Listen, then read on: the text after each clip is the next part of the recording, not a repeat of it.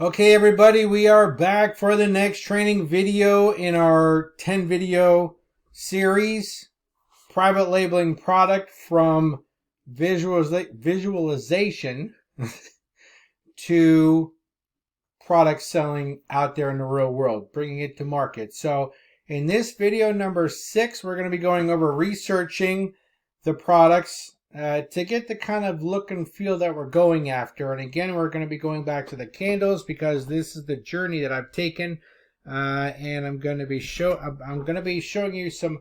In our next video, video 7, is going to be the packaging and presentation. But in this video, I want to go over a shorter, quick video on how to research to try to get those looks and feels. So I know that I had a nice looking candle and I know what kind of packaging I wanted. So, but I wasn't 100% sure yet if this was all going to be it. I wasn't even 100% sure yet, even though I got my other samples and, you know, and I had these other samples I got because of an idea of what I was shooting for. I still wasn't 100% sure that this was going to be the final product. So what did I do? I went back to Google again and did research. I was looking for research on overall looks and feels of candles. And this could be for anything that you're going to private label. It doesn't, not necessarily candles, but I went on to Google and I typed in words I have written down here. I typed in fancy candle to see what websites came up and also to search through the images. I also typed in elegant candle. Okay. And I think that's where I might have found, this one during some of that research. I also typed in high-end candles. I saw some candles that are being sold where the candles are no more cost than something like this to make, that they're selling for $70 to $100 for the one candle. Some of them actually had these jars right here. So I wanted to kind of get an overall look and feel of a final product. And like I said, I wasn't even sure that this was going to be the final product yet. I also went on YouTube and I typed in those same things. And when I typed in those same things, I remember I typed in, I think it was elegant or fancy candle, up came a celebrity, and I forget the name of the celebrity because this was like 6 months ago, who has a candle line, and she was actually giving a tour of the manufacturing facility that she uses. It's a third-party manufacturing facility, just on a bigger scale, the same as what I use for my to make these candles. It's a different manufacturing facility, and she stamps her name on that box and sells them, and those are the ones that are selling for $70. But looking at that, she had an all black box. She had the all black candle. It had gold trim. It looked really nice.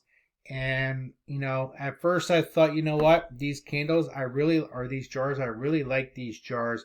But then when I was doing my research and breaking down the cost was just too high. It was just too high. When I'm looking at making, 60 to 100 candles at a shot, the black jar was just too much money. The video that I saw on YouTube of that celebrity making the candles, they were actually on an assembly line. There were hundreds and hundreds and hundreds of these candles being made. So obviously her costs were going to be a lot lower. But I wanted to go on YouTube. I Google searched, I Googled images looking for fancy candles, how they look. I went onto YouTube looking for videos, maybe videos on how to create a fancy looking candle. I watched a lot of those videos. And I also visited a lot of websites because I wanted to see on the websites how they present the candles, the jars that they use for different manufacturers all throughout the world. It didn't matter where it was, to kind of get ideas to think of an overall look and feel for my final product. And that's how I came up with it. As I did research, I kind of had an idea in my head what I wanted the final product to look like, not packaging. In the next video, video 7, we're going to get into the packaging and how I put it all together.